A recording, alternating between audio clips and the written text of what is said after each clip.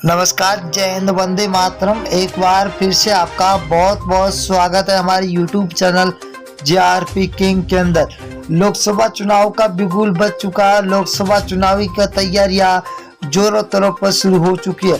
आपको यह भी बता दें कि अब की बार लोकसभा के चुनाव 2024 के अंदर है और 545 सीटों पर अब की बार चुनाव कराए जाएंगे।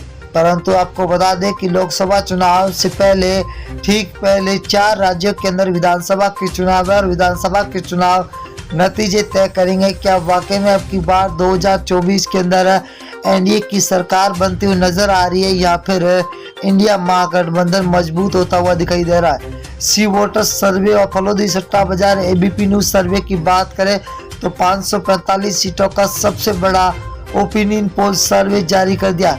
हर एक लोकसभा की सीट के बारे में आपको बताएंगे। सबसे बड़ा सर्वे जारी। पहला राज्य है कर्नाटक, जहां पर बीजेपी को 8 सीटें मिलती हुई दिखाई दे रही है, तो कांग्रेस को 15 सीट, वही जेडीएस को 5 और बीएसपी को 0, तो कुल 28 सीटें। अगर कश्मीर की बात करें तो कुल 6 सीटें, जहां बीजेपी को 1, आईएनसी को 3, पीडीपी को 2 और एनसी को 0 यहाँ पर सीटें मिलती हुई दिखाई दे रही है। ये सीटों का रुझान 2023 का है और बहुत ही बड़ा रुझान निकल के आ चुका है। हरियाणा की बात करें तो हरियाणा राज्य के अंदर कुल 10 लोकसभा सीटें, जहां पर बीजेपी को 4, कांग्रेस को 5, जेजेपी को 0, तो आम आदमी पार्टी को यहाँ पर 1 सीट मिलती हुई दिखाई दे रही है। 2024 के अंदर लोकसभा चुनाव है और दिल्ली की बात करें तो दिल्ली के अंदर लोकसभा सीटें 7 है। 7 में से बीजेपी को 2 सीटें मिल रही है, तो वही कांग्रेस को 4, आम आदमी पार्टी को 1 सीट मिल रही है, तो बीएसपी को यहाँ पर 0 सीट मिलती हुई दिखाई दे रही है। तो अदर के खाते में 0 जा रही है। अगर हम पंजाब राज्य की बात करें तो 13 लोकसभा सीट है, जहाँ बीजेपी को 1 सीट मिल रही है,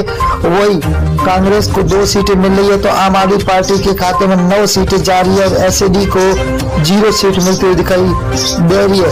अगला राज्य है जहाँ पर मेघालय राज्य। मेघालय के अंदर 29 विधानसभा सीट है, जिनमें से बीजेपी को 12 सीट मिल रही है, तो कांग्रेस को 15, वही एसपी को 0, तो बीएसपी के खाते में 2 सीटें जाती हुई दिखाई दे रही है।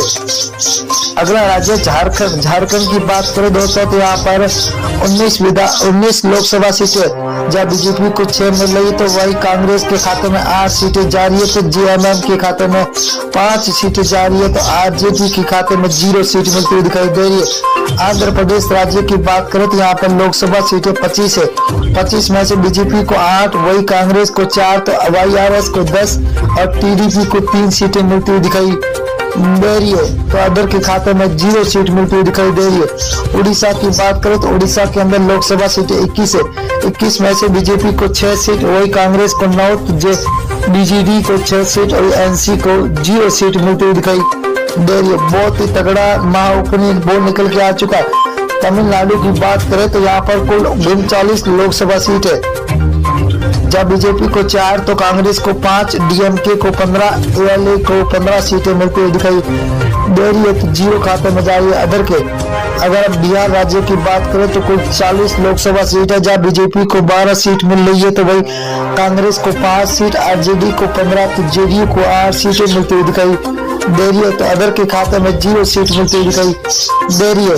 अगला है राजस्थान। राजस्थान के अंदर कुल लोकसभा सीट है 25 में से बीजेपी को 10 सीट है, तो कांग्रेस को 14 सीट, वही आरएलपी के खाते में 1 सीट जा रही है, तो आम आदमी पार्टी को यहाँ पर 0 सीट पर संतोष होना पड़ रहा है, तो अंदर खाते में 0 सीट। उत्तर प्रदेश की बात करें तो कुल 80 विधानसभा सीटें है, जहाँ बीजेपी को 32, वही कांग्रेस के खाते में 14, एसपीए के खाते में 27, बीएसपी को 2 सीटें, वही अदर के खाते में 5 सीटें जाती हुई दिखाई दे रही है। अगला राज्य है उत्तराखंड। उत्तराखंड के अंदर 5 लोकसभा सीटें, जिनमें से बीजेपी को 3 सीट, वही आईएनसी को 2, तो बीएसपी को 0, आम आदमी पार्टी के खाते में 0 सीट मिलती हुई दिखाई दे रही है, तो यहाँ पर अदर के खाते में अभी 0 सीट जाती हुई दिखाई दे रही है। पश्चिम बंगाल की बात करें तो कुल लोकसभा सीटें 42 है। 42 में से 17 बीजेपी के खाते में जाते हुए दिखाई दे रही है, तो वही आईएनसी को 0 सीट है, तो टीएमसी को 25 सीट है, सीपीआईएम को 00 सीट मिलती हुई दिखाई दे रही है। आंध्र प्रदेश की बात करें तो आंध्र प्रदेश के अंदर लोकसभा सीटें 2 है, जहां पर बीजेपी को 1 सीट मिल रही है, तो यहाँ पर कांग्रेस के खाते में 1, एसपी को 0, तो बीएसपी के खाते में भी 0 सीट जाती हुई दिखाई दे रही है, तो अदर के खाते में 0। अगर हम मेघालय की बात करें तो मेघालय के अंदर लोकसभा सीटें 2 है। 2 में से बीजेपी के खाते में 0 सीट, 1 सीट जा रही है, तो वही कांग्रेस को 1 सीट मिल रही है। तो एसपी को 0, तो बीएसपी के खाते में अभी 0 सीट जाती हुई दिखाई दे रही है। अगला राज्य है जहाँ लक्षद्वीप है। लक्षद्वीप के अंदर लोकसभा सीट 1 है, वही 1 कांग्रेस के खाते में जाते हुए दिखाई दे रही है। तो बीजेपी को यहाँ पर 0, एसपी और बीएसपी के खाते में भी 0 सीट जाते हुए दिखाई दे रही है। अगला राज्य है महाराष्ट्र। महाराष्ट्र के अंदर 48 लोकसभा सीटें हैं, जहाँ बीजेपी को 15, कांग्रेस के खाते में 14, तो एसएचएस को 10 और एनसीपी को 8 सीटें मिलती दिखाई दे रही है। तो अदर के खाते में 0 सीट जाती हुई दिखाई दे रही है। छत्तीसगढ़ राज्य की बात करें तो यहाँ पर लोकसभा सीटें 11 में से बीजेपी को 6 सीट मिल रही है, तो आईएनसी के खाते में 5, आम आदमी पार्टी को 0, बीएसपी को यहाँ पर 0 सीट मिल रही है, तो अदर के खाते में भी 0 सीट जाती हुई दिखाई दे रही है। तेलंगाना की बात करें तो कुल 17 लोकसभा सीटें, जहाँ बीजेपी को 3 सीट, वही कांग्रेस को 5, तो टीआरएस को 7, एआईएम को 2 सीटें मिलती हुई दिखाई दे रही है। बहुत ही बड़ा तगड़ा झटका लगता हुआ दिखाई दे रहा है आपकी बात। अगर केरल की बात करें तो केरल के अंदर 20 लोकसभा सीटें, जहाँ बीजेपी को 1 सीट मिल रही है, तो कांग्रेस को 10 सीटें, वही एलडीएफ को 9 सीटें मिल रही है, तो यूडीएफ को लगभग 0 सीट मिलती हुई दिखाई दे रही है, तो अदर के खाते में 0 सीट जाती हुई दिखाई दे रही है। असम राज्य की बात करें तो कुल 14 सीट है, जहाँ बीजेपी को 7, को